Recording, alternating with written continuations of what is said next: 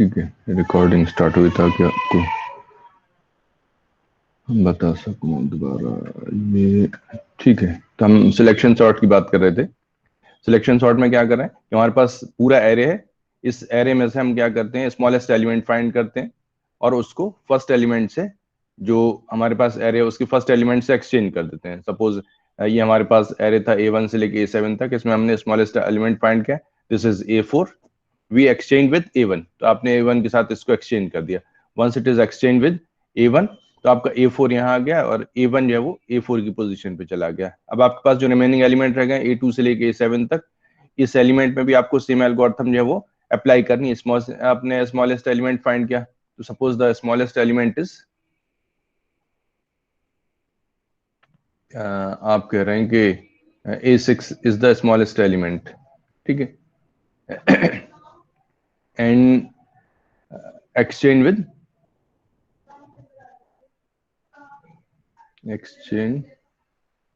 with A2, इसको आपने A2 के साथ एक्सचेंज कर दिया। ठीक है, अगर A2 के साथ एक्सचेंज कर दिया तो A6 आपका यहां पर आ गया A2 की पोजीशन पे। हमने इसको अलग जो है उसमें दिखा दिया है इस पर्पस के लिए कि ये हमारे सॉर्टेड एरे हैं। अब हम इन पोजीशंस को जो है वो नहीं टच करेंगे। A4 और A6 जो है वो सॉर्ट हो गए। अब आपके पास जो रिमेनिंग एलिमेंट रह गए वो रह गए A3, A1, A5, A6, A7। ठीक है, now you have to apply the same algorithm again. अब आपको वही एल्गोरिथम जो है फिर से अप्लाई करनी है, but the array is this now. ठीक है, यानी अब आपका एरे जो है वो A3 से स्टार्ट होकर A7 तक जा रहा है। इसमें आपको अगेन स्मॉलेस्ट एलिमेंट फाइंड करना है। अब इसमें आप सपोज करिए कि A1 आपका next smallest element is A1। Sir बोलिए। सर A6 दो जगह आ गया है। सॉरी, लास्ट सही सेकंड। सही, ये A2 से हमने इसको एक्सचेंज किया था, इट शुड बी A2, ये हमारा A2 होगा। ठीक है, क्लियर? थोड़ा और साफ ही कर दो इसको।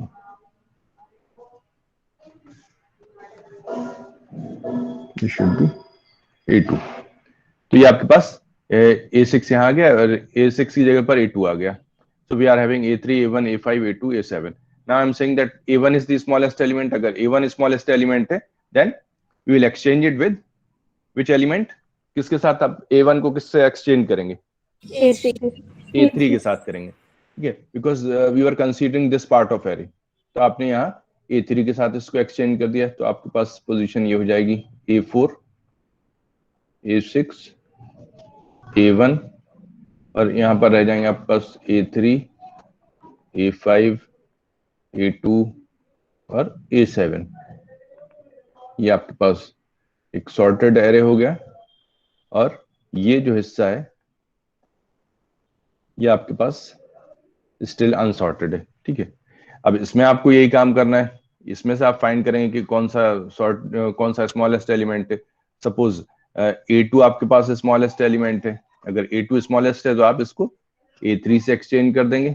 यहाँ पर आपने A1 और A3 को किया है, यहाँ पर A3 और A2 को कर देंगे तो आपका A2 यहाँ आ जाएगा।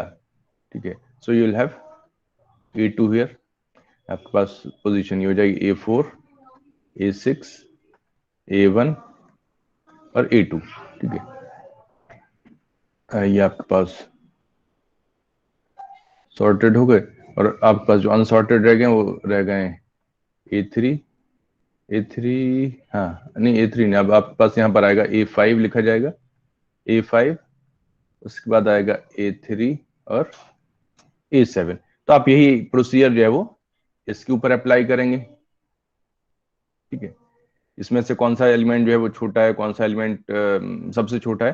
तो आप सपोज करिए कि आप करें कि आपके पास A7, अब जो नेक्स्ट स्मॉलेस्ट एलिमेंट है सपोज दैट इज A7। अगर A7 है तो आप इसको A5 के साथ एक्सचेंज करेंगे, A5 A7 की पोजीशन पे आ जाएगा और A7 यहाँ आ जाएगा। सो नेक्स्ट टाइम आपके पास हो जाएगा A4, A6, A1, A2 और A7 और यहाँ आपके पास रह जाएंगे A5 और A3। अब आपके पास दो एलिमेंट रह गए तो आपको एक कंपैरिजन और करना पड़ेगा।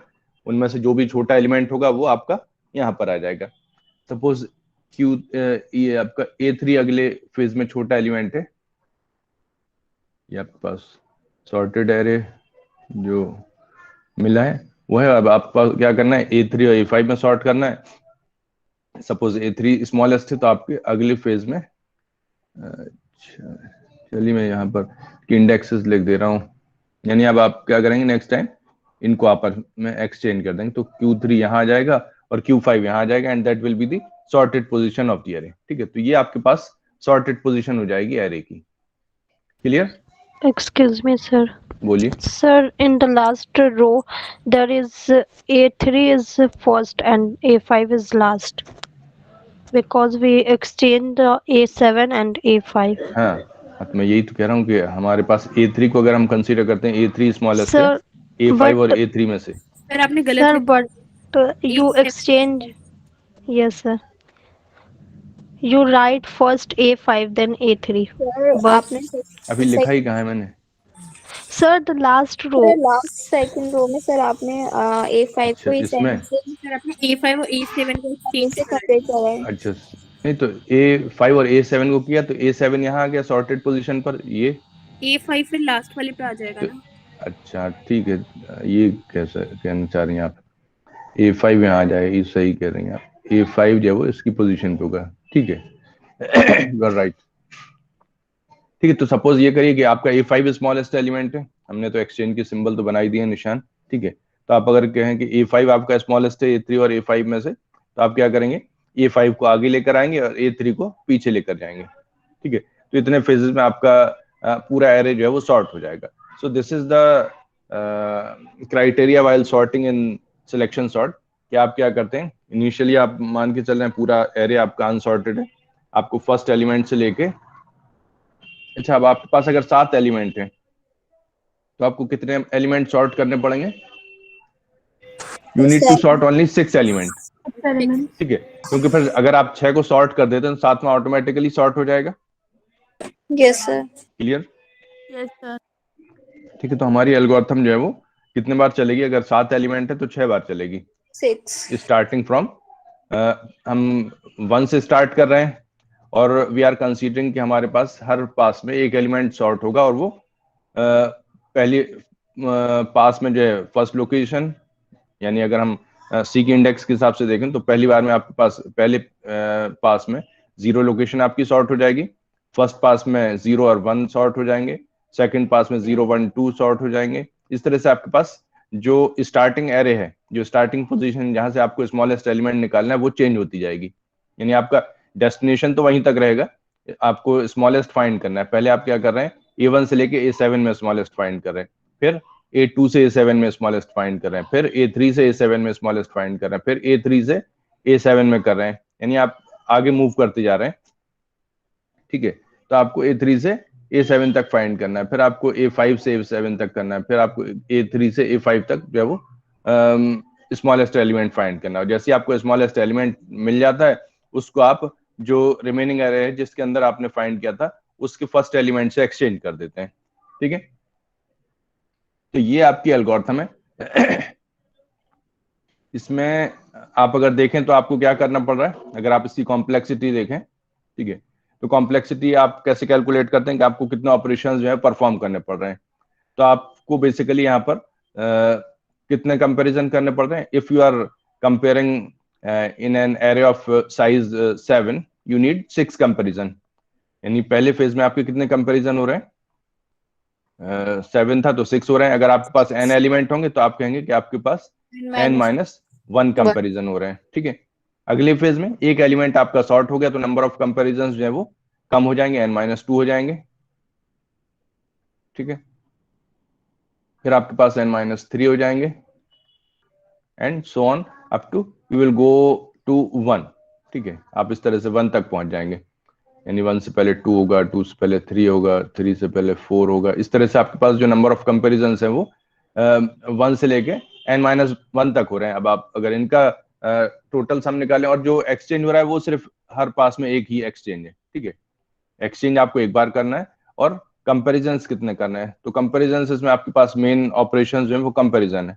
ठीक है, तो आप कंपेयर कर रहे हैं और एक्सचेंज करवा रहे हैं। अगर आपको एक्सचेंज की जरूरत पड़ती है तो एक्सचेंज करेंगे। ठीक है, तो कंपैरिजन आपके हर पास में हो रहे हैं। पहले पास में n-1, ठीक है, दूसरे पास में n-2, तीसरे में n-3 and so on up to you are remaining with 2 elements, so there will be only one comparison. यहाँ पे सिर्फ एक ही कंपैरिजन रह जाएगा, तो आपका एक कंपैरिजन लिखा हुआ है यहाँ पर। अगर आप इनको सम करते हैं तो कॉम्प्लेक्सिटी आपको इसकी जो मिलेगी,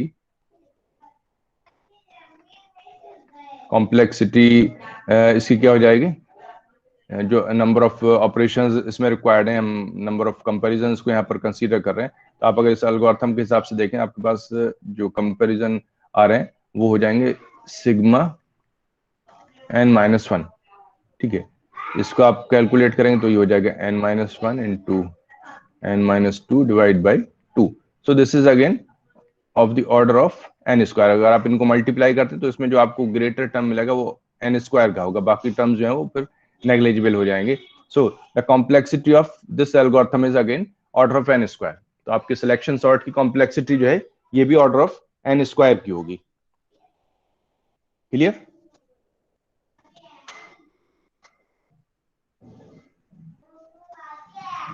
अब आपको इसका जो है वो प्रोग्राम बनाना है, ठीक है।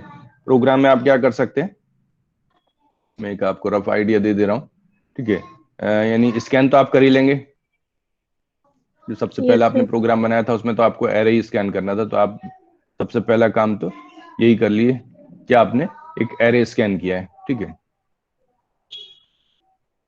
स्कैन एंड एरे, आपने सबसे पहला काम स्कैन करने कर लिया, ठीक है। Once you are having an array, ठीक है, अब यहां पर आपको एल्गोरिथम जो है अप्लाई करनी है, ठीक है। दूसरा ऑपरेशन आपका क्या है, यहां पर you have to sort the array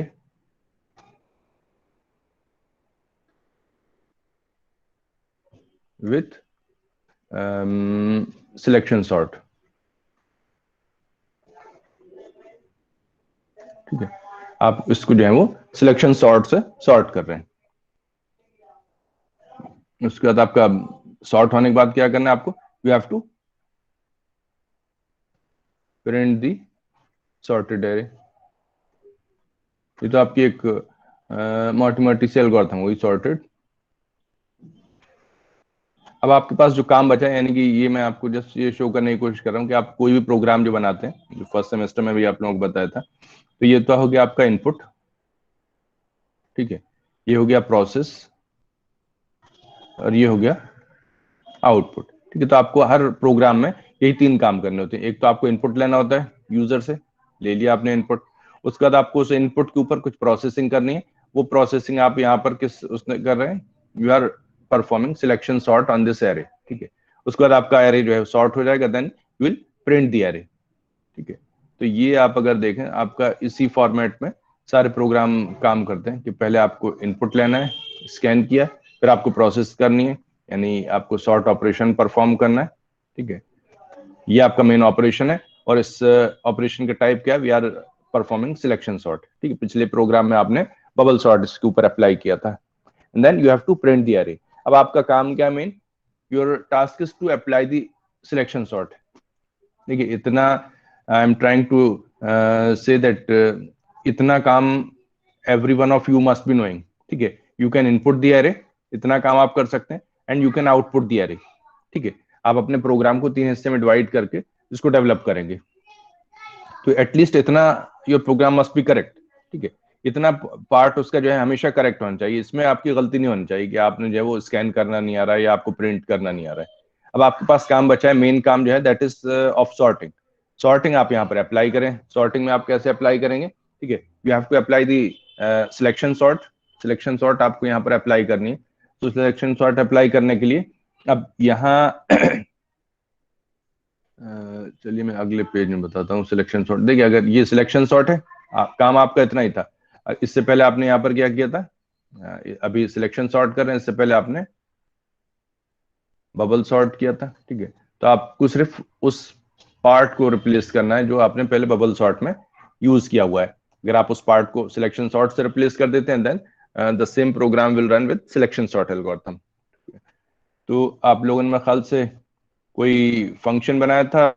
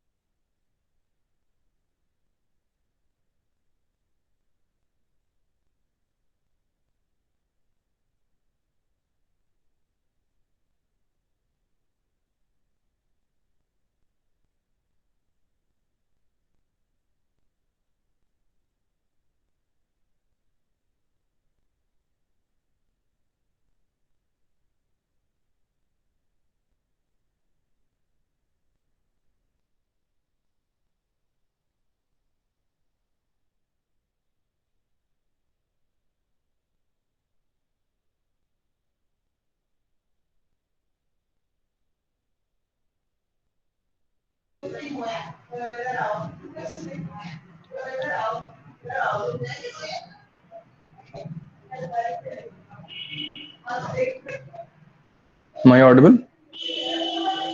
Yes, sir. और मेरा नेटवर्क चला गया था तो मैं डिस्कनेक्ट हो गया।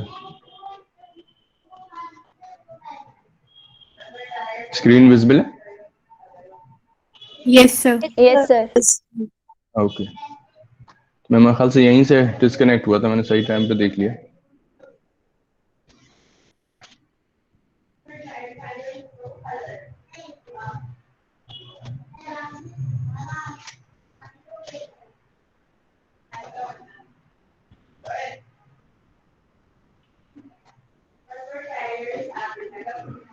सो आई वाज सेइंग कि हम इसको जो है वो इम्प्लीमेंट अगर करते हैं सिलेक्शन सॉर्ट या उसी पेज में करता हूँ, ठीक है।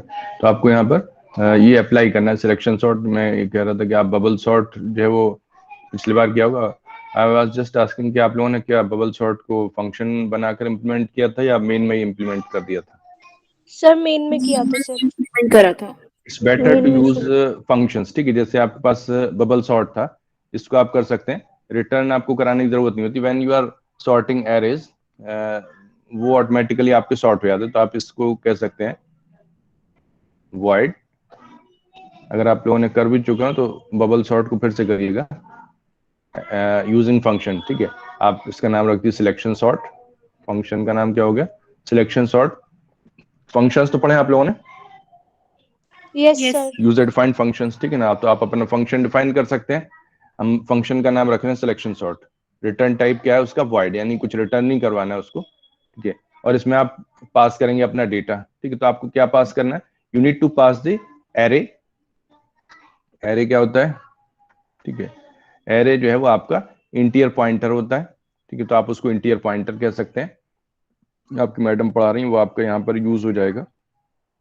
इंटीजर पॉइंटर आप कह रहे हैं, सपोज एरे के लिए आपने ये यूज कर लिया, ठीक है, ARR, ठीक है। ये आप एरे पॉइंटर इसमें डिक्लेयर कर रहे हैं, इसी को आप यूज कर लेंगे। और इसका साइज इंटीजर साइज, ठीक है। ये आपका एरे हो गया। आप जो पॉइंटर के थ्रू एरे को पास करेंगे तो एरे ऑटोमेटिकली आपका अपडेट हो जाएगा। यहां पर आपको जो है वो सिलेक्शन सॉर्ट अप्लाई करनी है, ठीक है। यहां पर आप किस तरह से अप्लाई करेंगे, you have to start from, अच्छा बल्कि आपको स्टार्टिंग लोकेशन भी देनी पड़ेगी। साइज बताएंगे आप, और आपका एरे कहां से शुरू हो रहा है वो भी बताना पड़ेगा, या पॉइंटर से भी आइडेंटिफाई कर सकते हैं।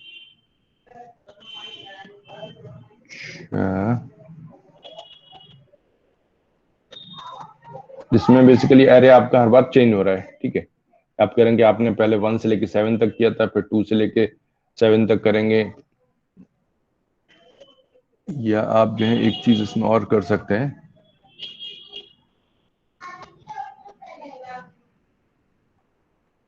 एक आप इसमें वेरिएबल, अच्छा ठीक है, यहाँ जरूरत नहीं है, यहाँ पर आप डिक्लेयर कर ली, ठीक है। आप एक वेरिएबल ले ली, यहाँ पर स्टैटिक वेरिएबल ले ली। स्टार्ट वेरिएबल जो है वो आपका यहाँ हो जाएगा स्टैटिक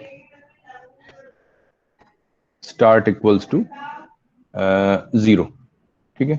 Sir, बोलिए। screen is not visible. Screen is visible, Yes sir, it is visible. Yes, Yes sir. sir, it is visible. कभी कभी ऐसा हो जाता है आप लोग जो है किसी दूसरे उस पे जो पीपल्स इसमें दिखाता ना कितने लोग कनेक्टेड है, उसमें आप जाइए और जहां पर मेरे नाम से आ रहा होगा वहां पर क्लिक करिए और उसको पिन करिए, तो वो मेन स्क्रीन पर मुझे दिखाएगा। अदरवाइज आप किसी और के नाम पे क्लिक कर देंगे तो जिसके नाम पे क्लिक करेंगे उसकी स्क्रीन दिखाएगा, या उसका नाम जो है स्क्रीन पे दिखाता रहेगा आपके मेन, ठीक है। तो हो सकता है आपने ये किया हो, किसी और पे क्लिक कर दिया।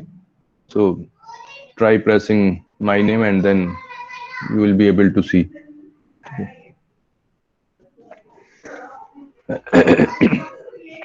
So एक आप static variable जानते हैं आप लोग? Do you know about static variables? No sir. ख्याल से आप लोगों को बताया था। चलिए, अगर नहीं भी जानते कोई प्रॉब्लम नहीं, ठीक है। स्टैटिक वेरिएबल्स की खास बात ये होती है, they retain their values between function calls. जैसे इसको हम स्टार्ट को कहाँ पे इनिशियलाइज कर रहे हैं, 0 पे इनिशियलाइज कर रहे हैं। नेक्स्ट टाइम अगर आप इसी फंक्शन को दोबारा से कॉल करते हैं तो जो वैल्यू आप पिछली बार छोड़कर गए होंगे वो वैल्यू रहेगी, उसमें 0 पे दोबारा से इनिशियलाइज नहीं होगा ये, ठीक है। अगर आप इसकी वैल्यू 1 कर देते हैं, मान लीजिए यहाँ पर आप लिख देते हैं स्टार्ट इक्वल्स टू, या स्टार्ट प्लस प्लस कर देते हैं, तो स्टार्ट की वैल्यू कितनी हो जाएगी? 1 ठीक है, 1 हो जाएगी। 1 और आप एक बार कॉल करेंगे तो इसकी वैल्यू 1 हो जाएगी। जब आप दूसरी बार कॉल करेंगे तो ऐसा नहीं होगा कि ये स्टैटिक वेरिएबल को दोबारा से इनिशियलाइज करे। यानी आप यहाँ देखें तो पहला स्टेटमेंट आपका क्या है, स्टार्ट इक्वल्स टू 0, तो स्टार्ट हर बार जो है 0 से स्टार्ट होना चाहिए। या चलिए मैं आपको दिखाऊं, अगर आप यहाँ से स्टैटिक हटा दें, ठीक है, अगर आप ये लिखते हैं, इंट तो लगाया ही नहीं मैंने, ठीक है, अगर आप सिर्फ इतना लिखते हैं इंट स्टार्ट इक्वल्स टू 0, तो आप जब भी इस फंक्शन को कॉल करेंगे हमेशा आपका स्टार्ट जो है वो 0 पे इनिशियलाइज होगा और उसकी वैल्यू 1 बढ़ के कितनी हो जाएगी, 1 हो जाएगी। अगर आप इसे प्रिंट कराएं, मान लीजिए यहाँ पे प्रिंट भी लिख देता हूं मैं, %d, और यहाँ पर मैं स्टार्ट की वैल्यू प्रिंट कर देता हूँ, तो क्या प्रिंट आएगा? जब मैं इसे कॉल करूंगा इट विल प्रिंट 1, ठीक है। और आप सेकंड टाइम कॉल करेंगे तो अगेन सेकंड टाइम भी 1 ही प्रिंट करेगा, थर्ड टाइम कॉल करेंगे थर्ड टाइम भी 1 ही प्रिंट करेगा, क्योंकि whenever you call this function this variable start is initialized at 0, ठीक है। अगर आप इसे स्टैटिक बना देते हैं, इंट वेरिएबल जो था आपका स्टार्ट वेरिएबल, उसको अगर आप लिख देते हैं static, then compiler will take care of it by not initializing every time. अब कंपाइलर क्या करेगा, इसे हर बार इनिशियलाइज नहीं करेगा, it will initialize at the first time, ठीक है। जब आप पहली बार इस फंक्शन को कॉल करेंगे तो इसे 0 पे इनिशियलाइज करेगा, ठीक है। उसके बाद आपने इसकी वैल्यू इंक्रीमेंट कर दी और प्रिंट कर दिया, तो कितना प्रिंट होगा, 1 प्रिंट होगा। If you call the same function again, अगर आप इसी फंक्शन को दोबारा से कॉल करते हैं तो ये स्टेटमेंट दोबारा से एग्जीक्यूट नहीं होगा स्टैटिक वाला, because this is static variable and it has been already initialized, ये पहले इनिशियलाइज हो चुका है, इसकी वैल्यू 1 है। तो आप अगर इसे स्टैटिक डिक्लेयर करते हैं तो सेकंड टाइम कॉल करने पर इसकी वैल्यू 2 प्रिंट होगी, थर्ड टाइम कॉल करने पर 3 प्रिंट होगी, फोर्थ टाइम कॉल करने पर 4 प्रिंट होगी, n टाइम्स कॉल करेंगे तो इसकी वैल्यू n प्रिंट होगी। So this is the difference between normal variable and static variable. Static variable retain their values, यानी इसमें जो वैल्यू पिछली कॉल में थी वही वैल्यू आपको अगली कॉल में मिल जाएगी। तो आप अगर यहाँ पर 1 छोड़ के गए तो जब आप नेक्स्ट टाइम आएंगे तो आपको 1 मिलेगा, अगर आप 2 छोड़ कर गए तो आपको नेक्स्ट टाइम जब कॉल करेंगे तो इसे 2 की वैल्यू आपको यहाँ पर मिलेगी, ठीक है। तो ये फायदा हमारे स्टैटिक वेरिएबल का, ठीक है। Let me clean it. Clear हो गया आप लोगों को static variable? Yes sir. Static variable retain their value between function calls, यानी आप एक फंक्शन कॉल से दूसरी फंक्शन कॉल में अगर देखें तो उनकी वैल्यू जो है वो सेव रहती है, मिटती, डिलीट नहीं होती। और आपका अगर नॉर्मल वेरिएबल होगा तो उसकी वैल्यू जो है वो ओवरराइट हो जाती है, हर बार जो है वो 0 पे इनिशियलाइज हो जाएगा। तो हमने यहाँ पर स्टार्ट को 0 ले लिया, ठीक है। और हमें क्या लेना था, और एंड जो है हमारा, यानी साइज तो ऑलरेडी फिक्स्ड है, साइज हम इसे पास कर रहे हैं, ठीक है। साइज हमारे एरे का कितना हो जाएगा, से साइज इज n, ठीक है। आप नंबर ऑफ n एलिमेंट्स उसमें अगर स्कैन कर रहे हैं तो साइज की वैल्यू हमेशा आपके पास n रहेगी, तो आप उसी साइज को पास कर दें, यहाँ पर साइज आपके पास हो जाएगा। So your size of arrays from 0 to size. Next time जब हम इसे इंक्रीमेंट करेंगे तो इसका साइज ऑटोमेटिकली 1 से लेकर साइज तक हो जाएगा, अगली बार 2 से लेकर साइज तक हो जाएगा। तो ये हमें इसका एडवांटेज मिलेगा कि हर बार इसकी वैल्यू जो है वो हमें चेंज नहीं करनी पड़ेगी, पास नहीं करनी पड़ेगी, जो पिछली बार हम छोड़कर जाएंगे वही वैल्यू हमारे पास रहेगी। Now you have to find the minimum, ठीक है। You have to find the minimum of the minimum value in the array, ठीक है। एक आप वेरिएबल और ले ली, से इंट। अच्छा, ये हमें कुछ वैल्यू यहाँ से रिटर्न भी करनी है, तो रिटर्न की जरूरत नहीं है, यहीं पे एक्सचेंज कर देंगे, ठीक है। मिन आपने मान लिया किसको, आप करें मिन इज एरे, जो आपका एरे है इसकी स्टार्ट को आप जो है मिनिमम वैल्यू मान के चल रहे हैं, ठीक है। यानी first element is the minimum of all elements. उसके बाद फिर आप इसको कंपेयर कराएंगे, यहाँ पर आप, बल्कि आपको वेरिएबल डिक्लेयर करना पड़ेगा,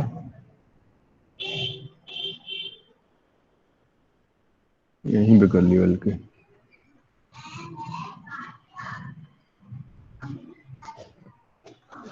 यही हो गया। एक हम ले लेना वेरिएबल i इक्वल्स टू 0, ठीक है। हम यहाँ पर इसको लूप को चलाएंगे for i equals to 0, sorry i less than size और i प्लस प्लस, बल्कि लेस देन साइज भी नहीं, आपको सारे में ठीक है साइज तक ही जाना पड़ेगा। आपको मिनिमम फाइंड करना है। मिनिमम कैसे फाइंड करते हैं?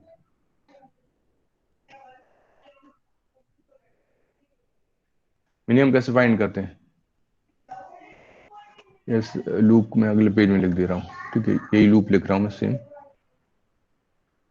For i equals to 0, i less than size i plus plus. किसमें आप मिनिमम फाइंड कर रहे हैं? एरे के अंदर फाइंड कर रहे हैं, ठीक है। मिनिमम कैसे फाइंड करते हैं? You just say your minimum value is, इसको हमने यहाँ पर लिया हुआ है, मिन इज दिस, और बल्कि हम इसको मिन को फिर कहाँ से स्टार्ट करेंगे? साइज प्लस 1 से करना चाहिए, 0 भी मत लिखिए, इसे आप लिखिए, बल्कि यहाँ तो हमने मिटा ही दिया, कैंसिल कर दिया, यहाँ से खत्म कर दिया इसे, अगले पेज में लिखा है मैंने, ठीक है।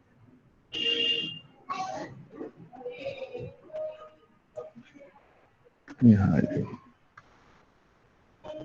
तो हम इसे साइज न लें, बल्कि इसे हम लिखते हैं स्टार्ट, ठीक है, सो दैट इट्स फ्लेक्सिबल। यहाँ पे आप लिखिए i इक्वल्स टू स्टार्ट, ठीक है।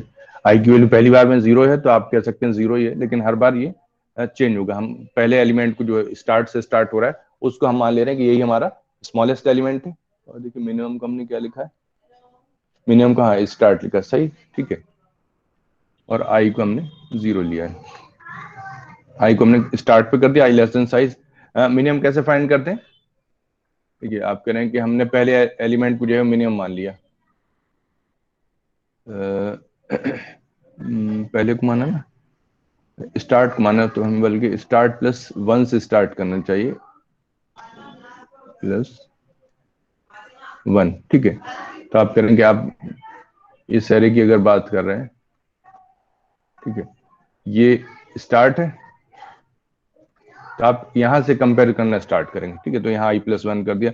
सो अगर हम करें कि यही सबसे छोटा है, ठीक है, तो इसका मतलब जब कंपेयर करेंगे it should be smaller.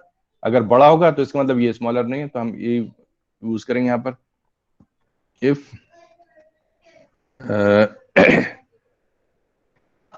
min is greater than array i। अगर min आपका array i से छोटा बड़ा है, इसका मतलब min is not minimum, ठीक है। तो आप यहां पर क्या कर देंगे?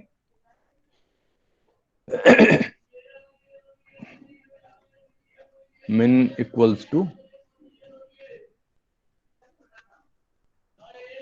array i, तो आप यहां पर कर देंगे। बल्कि हमें एक लोकेशन भी चाहिए रहेगी, एक वैल्यू और ले ली कि हम किस लोकेशन से एक्सचेंज करवाएंगे।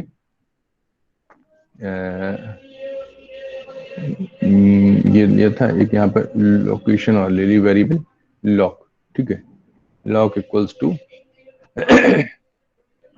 जो मिन की इंडेक्स है वही हमारी लोकेशन की इंडेक्स हो जाएगी, या बल्कि आप चलिए ठीक है, स्टार्ट, यानी जो स्टार्ट वैल्यू थी वही हमने लोकेशन को दे दिया। जैसी हमारी ये अपडेट होगी वैल्यू, अगर ये होता है then will update location also. Location equals to किस लोकेशन से आपने एक्सचेंज किया है, वो आपने आई के साथ एक्सचेंज किया, ठीक है। So you will be able to identify the smallest element within this array, ठीक है। जैसे आपको एलिमेंट ये मिनिमम की सर्च खत्म हो जाती है, उसके बाद आपको क्या करना है? You need to exchange the minimum element with the first element, ठीक है। तो आप जब लूप से बाहर आएंगे, यू नीड टू एक्सचेंज आप जो करेंगे आपको मिनिमम से एक्सचेंज करवाना है, ठीक है। सो यू विल से, अरे नहीं लिया हमने, एर लिया, ठीक है, तो इसको मिटा दी, बल्कि नहीं आप कंफ्यूज करेंगे, दिस इज एर ओनली, ठीक है।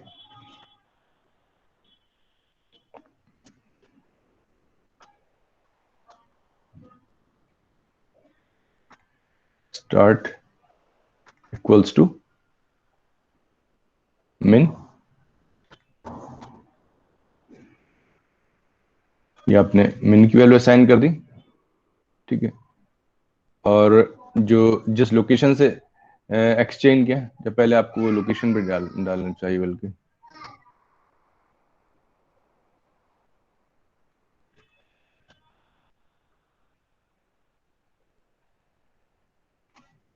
लोकेशन पर आप क्या डालेंगे, जो स्टार्ट पर वैल्यू है उसको डालेंगे,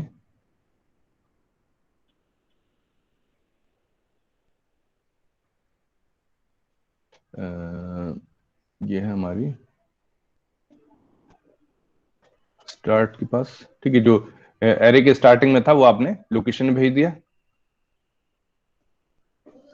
और जो लोकेशन और जो स्टार्ट पर आपको डालना है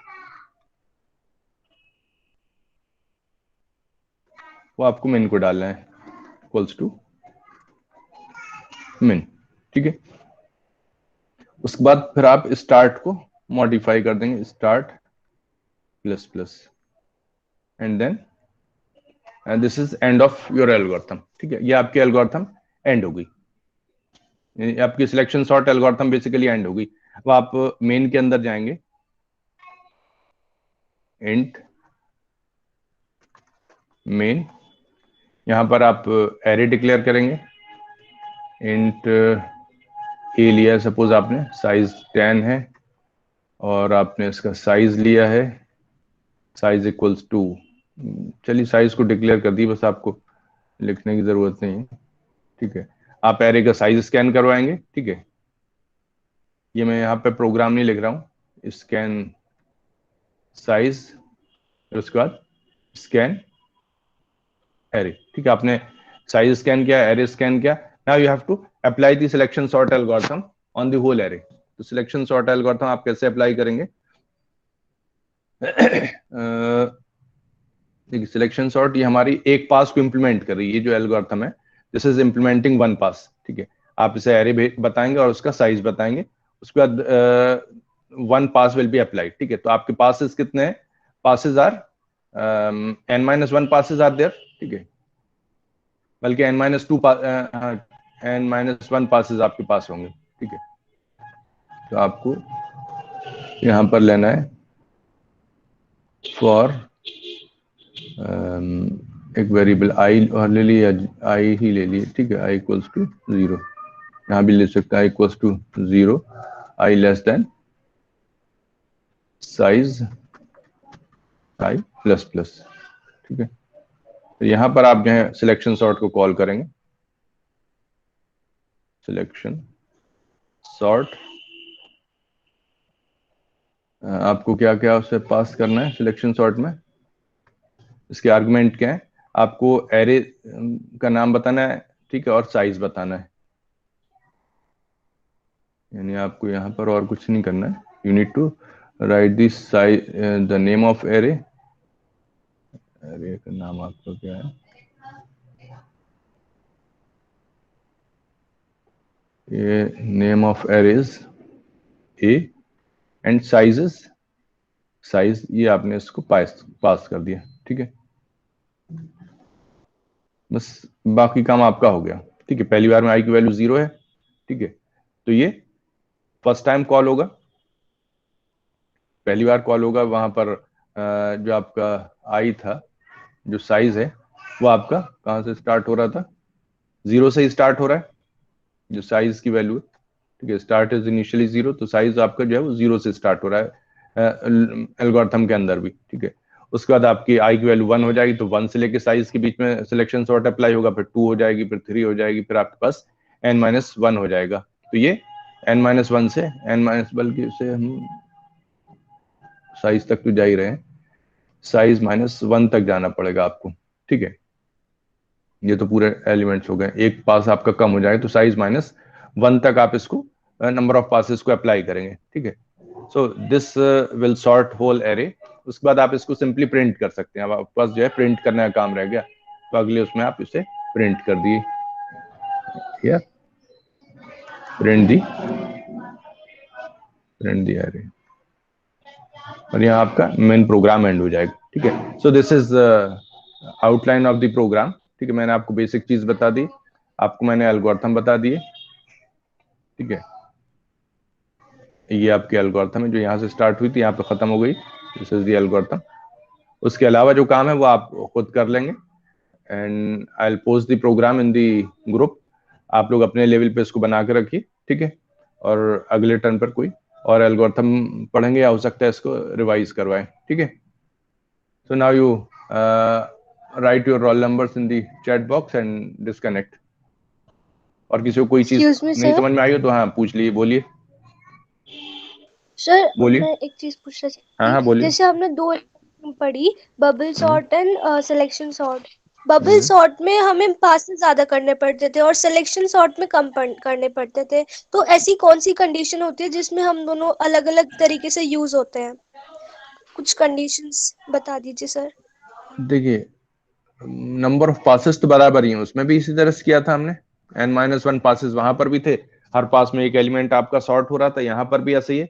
लेकिन सॉर्ट किस तरह से हो रहा है वो प्रोसेस आपका चेंज हो गया है। Number of passes are same, number of comparisons भी आप देखें तो तकरीबन उतना ही है, लेकिन जो सॉर्टिंग का मेथड है वो चेंज हो गया है, किस तरह से आप सॉर्ट यस करेंगे। सर। आपके पास अलग अलग लॉजिक हो सकते हैं सॉर्ट करने के, ठीक है। एक आप एल्गोरिथम और पढ़ेंगे, इंसर्शन सॉर्ट कहलाती है, ठीक है। उसमें और थोड़ा सा डिफरेंट मेथड है। So these are different algorithms. And एक आपकी क्विक सॉर्ट कहलाती है, एक मर्ज सॉर्ट कहलाती है। मर्ज सॉर्ट जो है that is of the order of log n, ठीक है, एन लॉग एन, ठीक है। वो ज्यादा एफिशिएंट होती है, लेकिन उसमें कुछ एक्स्ट्रा ओवरहेड रहता है। क्विक सॉर्ट है, उसमें भी कुछ इसी तरह का काम होता है, उसकी भी जो है वो एवरेज केस कॉम्प्लेक्सिटी जो है वो कम होती है, एन लॉग एन होती है। वर्स्ट केस में एन स्क्वायर होती है। यहाँ पर जो अभी हमने एल्गोरिथम्स पढ़ी उन सब में वर्स्ट केस कॉम्प्लेक्सिटी जो है ऑर्डर ऑफ एन स्क्वायर ही है। सभी जो है वो तकरीबन आपका एक सा परफॉर्मेंस देंगी। छोटे डेटा पे तो फर्क नहीं मालूम पड़ता है, लेकिन इनमें इन बात का फर्क पड़ जाता है। जैसे बबल सॉर्ट है, irrespective of whether data is sorted or unsorted, it will perform in the same amount of time। लेकिन आपके पास जो सिलेक्शन सॉर्ट है, इसमें हम अगर सॉर्टेड डेटा लेते हैं तो ये जल्दी काम कर देगी। अगर डेटा आपका ऑलरेडी सॉर्टेड है, इट विल वर्क फास्ट, ठीक है। इसको नंबर ऑफ कंपैरिजन जो है वो कम करने पड़ेंगे, नंबर ऑफ एक्सचेंजेस जो है वो कम करने पड़ेंगे। तो इस तरह से आपका डिफरेंट एल्गोरिथम्स की परफॉर्मेंस जो है वो वेरी कर सकती है। लेकिन आप अगर नंबर ऑफ पासेस के हिसाब से देखें तो नंबर ऑफ पासेस आपको जो है हर बार एन ही करने पड़ रहे हैं, हर पास में n-1 का ही, बल्कि हर पास में आपका एक एलिमेंट सॉर्ट हो जाता है और बाकी रेस्ट ऑफ द एरे के ऊपर आप एल्गोरिथम अप्लाई करते हैं, ठीक है। तो इसको आप इम्प्लीमेंट करिए, और अगर कोई प्रॉब्लम हो जो कुछ समझ में नहीं आया तो आप पूछ सकते हैं। अपने अटेंडेंस मार्क कर दिए और डिस्कनेक्ट कर दिए। Sir thank you. पिछले वाली स्लाइड शो कीजिएगा, एक सेकंड। ये यस सर। और सर ये इससे मैं आप पीछे लोगों को वाली शेयर भी कर कर दूंगा, दीजिए। ओके सर, ठीक है। Thank you sir. Thank you sir. मैं डिस्कनेक्ट कर रहा हूँ, आप लोग थैंक यू सर।